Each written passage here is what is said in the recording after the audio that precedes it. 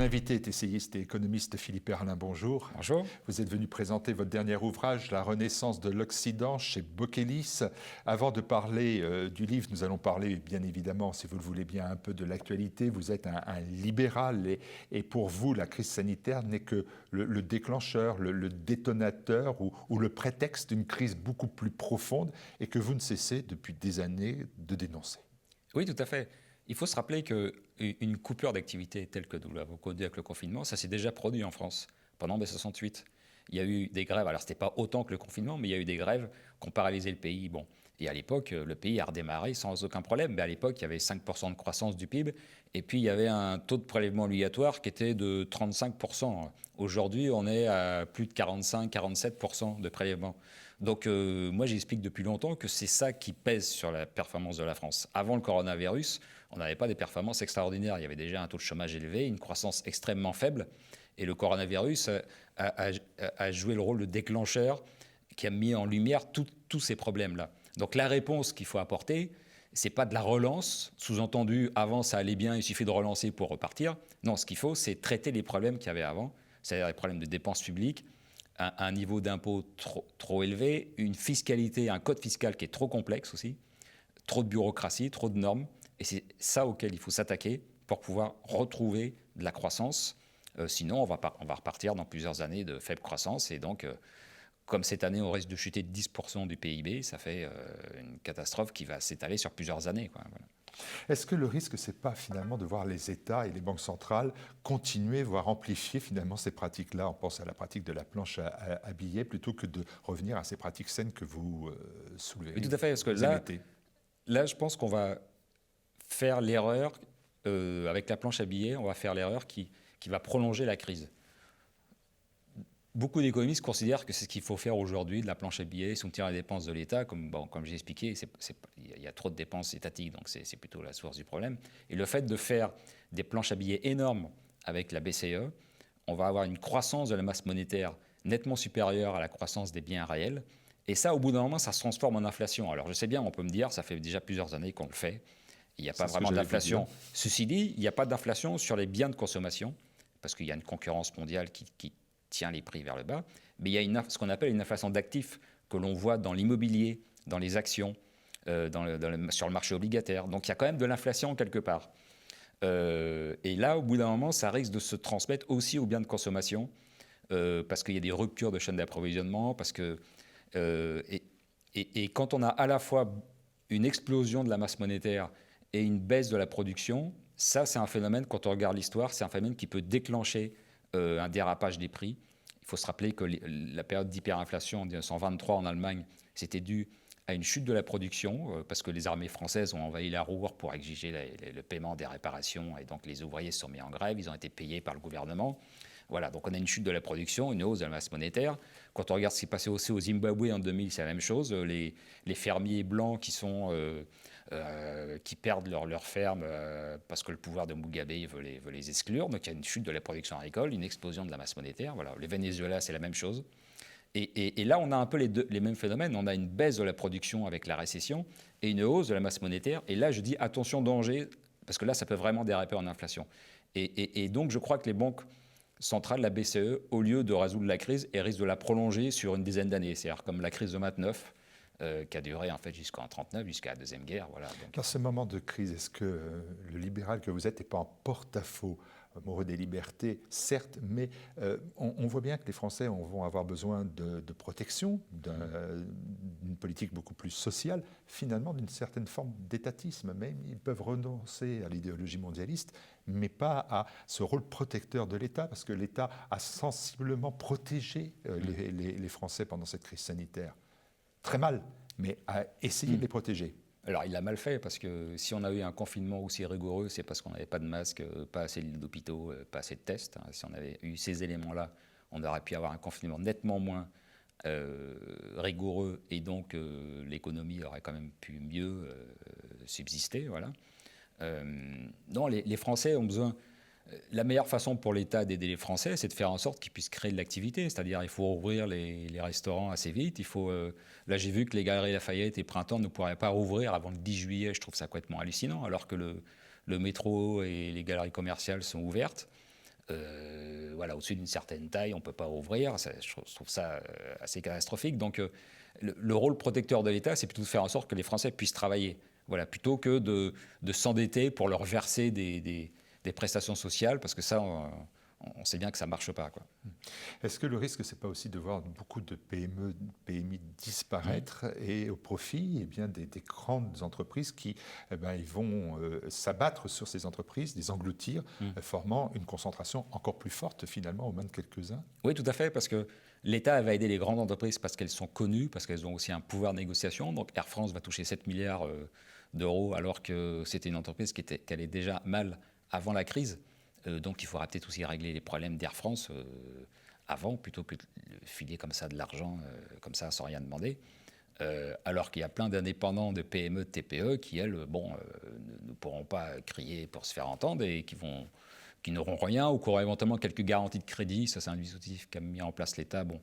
Mais ça n'ira pas beaucoup plus loin. Donc on risque d'avoir vraiment une hécatombe chez les TPE, les PME, les commerces, le secteur de la restauration, de l'hôtellerie. C'est pour ça qu'il faut, pour moi, rouvrir assez vite. Et aussi, une solution pour moi, c'est de tout de suite s'attaquer au poids de la fiscalité, comme j'ai dit, et aussi aux normes. Les normes bureaucratiques françaises pèsent trop lourdement, notamment les normes environnementales. Il y a plusieurs patrons, responsables patronaux qui ont dit qu'il fallait au moins faire une pause dans les normes environnementales. Le gouvernement s'y est opposé. Je trouve ça complètement suicidaire. Au contraire, il faudrait les décaler. Pour moi, les annuler. Mais enfin, déjà, au moins, les décaler dans le temps, ce serait déjà pas mal. Et ça permettrait justement un rebond économique. Voilà. Mais une sorte d'obsession écologique du gouvernement qui risque de... On va en reparler puisque vous évoquez cette écologie dans un chapitre de la Renaissance de l'Occident. Mais avant d'en venir à votre ouvrage, vous êtes venu pour cela finalement, eh bien, je voudrais vous poser une dernière question. Vous avez écrit dans l'Incorrect qu'il y avait la mise en place finalement, à partir de cette crise, d'une société de la surveillance pour tuer nos libertés. Vous dites étatiser la société. Vous croyez vraiment que cette société de la surveillance, elle va être durable, elle va perdurer après la crise sanitaire? Oui, ça risque d'arriver. Bon, moi, sur le côté surveillance, le fait qu'il y ait des caméras reconnaissance faciale dans la rue, ça ne me pose pas forcément de problème. Enfin, du moment qu'il y a une structure indépendante qui permette de gérer ça. Ce qui me fait plus peur, c'est la loi Avia, par exemple, où là, la loi soi-disant contre la haine, ou qui risque de limiter sacrément la liberté d'expression. Voilà. Pourquoi? C'est ça qui sera décideur, c'est un organisme indépendant. Oui, enfin nommé, indépendant, pas indépendant de l'État, pas indépendant du gouvernement, donc il n'y a pas trop d'indépendance de ce côté-là. Donc les caméras faciales par un organisme indépendant, vérifiées par un organisme indépendant, ça va être difficile à trouver aussi. Oui, non, ça peut être aussi. Mais moi, je pense que la CNIL peut avoir un rôle à jouer, mais il faudrait que le conseil d'administration de la CNIL puisse avoir des membres nommés par l'opposition, par exemple, parlementaire, voilà, de façon à qu'il y ait un contrôle de l'ensemble des forces politiques. Voilà, je pense qu'il faut aller sur cette voie-là. La reconnaissance faciale, ça peut être utile pour identifier les personnes qu'on recherche, les terroristes, les criminels. Bon, donc je ne suis pas opposé par principe. Voilà, maintenant, je dirais, avec ce gouvernement-là, non, je ne le sens pas trop. Quoi, voilà, on verra ça peut-être plus tard. Quoi, voilà. Donc une société de surveillance qui peut perdurer, d'après vous? Oui, tout à fait. Oui. Allez, on en vient à l'ouvrage, La Renaissance de l'Occident. Il y a déjà, à la lecture du titre du livre, une nécessité d'éclaircissement sur le terme même d'Occident. Vous savez que la notion, elle est floue dans ses limites. Pour vous, qu'est-ce que l'Occident, politiquement ou même géographiquement? C'est quoi? L'Europe, Russie, États-Unis, avec l'Australie, Nouvelle-Zélande, Israël, voilà. Bon, donc une vision un peu large, plus large que celle de Tinton, par exemple, mais bon, voilà. Et le titre, il fait référence à un livre qui est sorti il y a un siècle, qui s'appelle Le déclin de l'Occident, d'Oswald Spengler. Et j'avais envie de faire un clin d'œil à ce livre, exactement un siècle plus tard. Quoi, voilà. Renaissance. Vous indiquez en exergue de votre propos que la politique est qu'un combat et qu'il se situe toujours entre les progressistes et les conservateurs. Mais alors vous ajoutez tout de suite qu'à la fin, ce sont toujours les progressistes qui gagnent. Ben, j'ai envie de vous dire qu'on va arrêter l'entretien, on ferme le banc et on circule. Je vais vous expliquer, restez. Non, cette division progressiste-conservateur, elle est acceptée par tout le monde, aussi bien les progressistes que les conservateurs.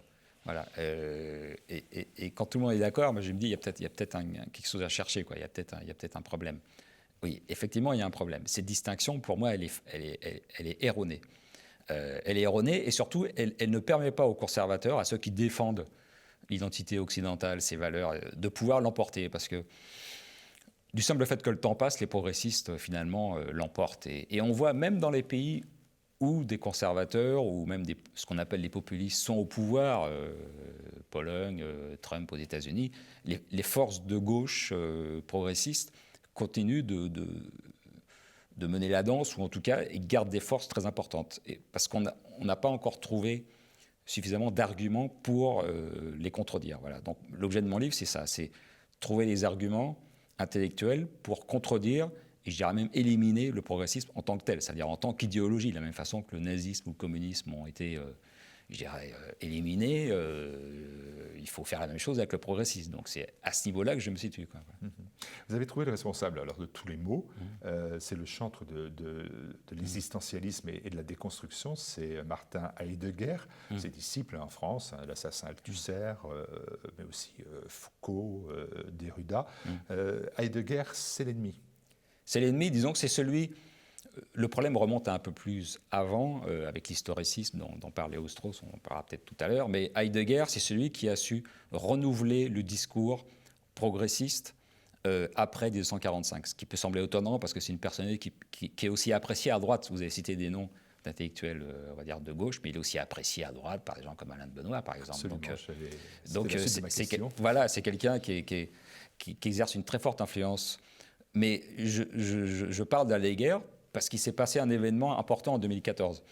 Jusqu'ici, on sait qu'Heidegger avait eu des accointances avec le régime nazi, mais on pouvait considérer que c'était des incartades et que ce n'était pas finalement important par rapport à son œuvre. Bon, on a parlé plus d'égarement que d'engagement. Voilà. Et c'était un peu le discours qui tenait la route, même si en creusant un peu, on se rendait compte que non, pas forcément, mais bon. Et puis en 2014, il faut savoir qu'Heidegger, à partir de sa mort en 1976, a prévu lui-même la publication de ses œuvres complètes. Et en 2014 apparaît une œuvre dont on n'avait jamais entendu parler avant, qui s'appelle Les Cahiers Noirs. C'est Heidegger lui-même qui donne ce titre, qui sont des notes qu'il a prises tout au long de sa vie, et dans lesquelles on trouve un grand nombre de passages qui sont explicitement antisémites, qui recyclent tous les clichés de l'antisémitisme. Et puis il n'y a pas que ça, qui défendent un rôle de l'État, enfin, c'est aussi un discours très apocalyptique. Enfin bon. Et là, c'est Heidegger lui-même qui nous dit, par-delà la mort, qui confirme ses accointances et ses affinités intellectuelles avec un système totalitaire. Voilà. Donc là, on ne peut plus se masquer derrière une incartade, simplement son discours du rectorat en 1933, après l'élection d'Hitler, où des gens ont pu dire « oui, mais il était un peu obligé de le dire, donc bon, finalement… » Puis après, il a démissionné. Donc, en fait, non, on se rend compte qu'il a eu un rôle important dans le régime nazi pendant toute la guerre. Et ensuite, il fait passer des idées qui défendent une vision totalitaire de la société, mais de façon subtile, de façon intelligente. C'est ça qui le rend d'autant plus dangereux. Voilà. Alors, ça me surprend parce que vous citez Lévi-Strauss, et dans l'ouvrage, vous dites, mais Lévi-Strauss a théorisé cette réduction ad Hitlerum, c'est-à-dire ce qu'on appelle aujourd'hui le point Godwin, c'est-à-dire de ramener tout à cette période sombre de notre histoire. C'est ce que vous faites pour Heidegger. Vous appliquez, vous, le point Godwin. Vous le dénoncez, mais vous l'appliquez pour Heidegger. Alors, le point Godwin, c'est le fait de... à chaque fois qu'on n'est pas d'accord avec quelqu'un, au bout de quelques échanges d'arguments, de dire « Ah mais vous êtes un nazi », point. Comme ça, une façon de fermer. C'est ce que vous faites pour Heidegger. Parce que vous ne cherchez pas à comprendre pourquoi d'ailleurs il fait la synthèse entre des intellectuels de gauche et des intellectuels dits de droite, même si pour Alain de Benoît le terme est impropre. Est-ce que vous ne cherchez pas tout simplement, à travers, en disant « Bon ben voilà, j'ai la preuve qu'il était nazi », à eh bien, faire une réduction ad Hitlerum, on n'en parle plus, là encore, fermez le banc. Non, moi je fais pas, j'ai pas écrit un pamphlet. C'est basé sur des faits, sur des textes, sur une argumentation. Donc le compagnonnage intellectuel d'Heidegger avec le régime nazi, c'est quelque chose d'établi, et je cite beaucoup de sources dans le livre pour l'établir. Donc c'est pas un pamphlet, un argument que je balance. Voilà, mais c'est pas le penseur du nazisme. Voilà. Si vous voulez. Non. On est bien d'accord. Donc sa parole et sa pensée peuvent être étudiées par ailleurs. Ah, tout à fait, mais moi, il y a des pages d'Heidegger qui sont tout à fait brillantes et ça ne change pas. Voilà. Donc, mais il y a quand même tout un discours qui a donné naissance à l'existentialisme et à des constructions après la guerre, donc à certains mouvements de gauche, aussi à certains mouvements de droite, et qui a contribué à réactiver un certain nombre de soubassements que l'on trouve dans les systèmes totalitaires. Et le fait qu'il soit autant apprécié d'une certaine gauche qu'une certaine droite, c'est aussi le fait qu'Heidegger, après-guerre, dans un texte très important qui s'appelle La Lettre sur l'humanisme, qui sort en 1947, il fait un gros clin d'œil à Marx, alors qu'il n'en avait jamais parlé avant. Bon, évidemment pas pendant le Troisième Reich, parce que c'était un auteur interdit, mais même avant 1933, il n'avait jamais parlé de Marx. Et puis il se rend compte, après 1945, que le communisme est au plus haut, il est au relais de sa victoire contre le nazisme, et que les intellectuels dits de droite sont déconsidérés par leurs alliances avec les mouvements fascistes ou nazis. Bon, voilà, même si ça peut être injuste, mais voilà, mais c'est comme ça. Et donc, il fait un gros clin d'œil à Marx et même au communisme en tant que tel. Il dit il faut pas mal juger le communisme, qui à l'époque est représenté par Staline quand même. Et donc, c'est ça qui va lui permettre tout d'un coup d'être lu à gauche et d'avoir des gens comme Alain Badiou aujourd'hui qui accordent une place très importante à Heidegger. Voilà. Donc c'est ça qui est intéressant, parce que c'est quelqu'un qui a su, je parle de mutation, un peu comme un virus. Voilà. Le virus nazi a muté grâce à Heidegger, et il se retrouve aussi bien à droite qu'à gauche, et en compagnonnage aussi avec le communisme. Le communisme, lui, il n'a pas eu besoin de muter après-guerre parce qu'il faisait partie des vainqueurs, donc il a pu rester sur son image, sur son visage, il a pu continuer en tant que tel. Le nazisme, lui, il faisait partie des vaincus, donc il a dû muter pour continuer à exister. Voilà. Est-ce que, au-delà d'Heidegger, en France, ce ne sont pas les déconstructeurs l'ennemi? Je pensais, je vous ai oui, cité tout à fait. Effectivement le tout à fait, mais l'objet de mon livre, Foucault, c'est justement Derrida, qui ont été des philosophes qui ont été assénés aux étudiants après mai 68 et même avant. Et qui ont été aux États-Unis, qui ont donné lieu à toutes les cultural studies, qui ensuite reviennent en France avec toutes les théories LGBT, théories du genre. Voilà. Mais l'objet de mon livre, c'était d'expliquer ce mouvement historique-là. Parce que si on s'attaque uniquement à Foucault, à Derrida, d'autres l'ont déjà fait. Bon, moi, je voulais remonter l'histoire d'Heidegger, et par la suite du livre, avec Léo Strauss, je remonte au XVIIIe siècle avec la naissance de l'historicisme contre le droit naturel. Voilà, l'opposition entre les deux. Et donc, je montre comment Heidegger s'inscrit dans cette histoire, et ensuite comment Heidegger va avoir une influence énorme dans l'université après-guerre, en m'appuyant notamment sur le livre de Ward Bloom, qui est un élève de Léo Strauss d'ailleurs, qui lui va voir ça dans l'université américaine, in vivo, dans les années 60. Il va voir comment ces idées-là vont prendre une importance déterminante. Et puis ensuite, je vois ce qui se passe après avec mai 68, dans les années 70, et puis aujourd'hui avec toutes les théories LGBT, les théories antispécistes, l'euthanasie, enfin toutes ces idées-là. Mais toutes ces idées-là aujourd'hui que nous combattons, que la droite combat, il faut être capable de comprendre d'où elles viennent pour vraiment les combattre, et pas uniquement se focaliser sur quelques déclarations comme ça. Ouais. Alors, il y a encore un autre sujet de polémique dans votre ouvrage, c'est que vous identifiez deux menaces qui nous submergent, dites-vous, aujourd'hui. L'islamisme, bon, ça fait un peu consensus, notamment à travers le terrorisme, et l'écologisme aussi. L'islamisme, l'écologisme. On se dit que là, le rapprochement, il est pour le moins douteux. Non, mais je me projette dans l'avenir pour voir quelles sont les principales menaces. Alors l'islamisme, bon, on ne va pas en parler parce que c'est assez évident. L'écologisme, je m'attaque de front à un des grands totems aujourd'hui, qui est le réchauffement climatique. J'ai lu plusieurs livres, notamment celui de François Gervais ou d'autres. On a reçu sur TV Liberté, oui. Voilà. Et donc, il faut dire que, ce n'est pas question d'y croire ou pas, mais il n'y a pas de preuve scientifique du réchauffement climatique.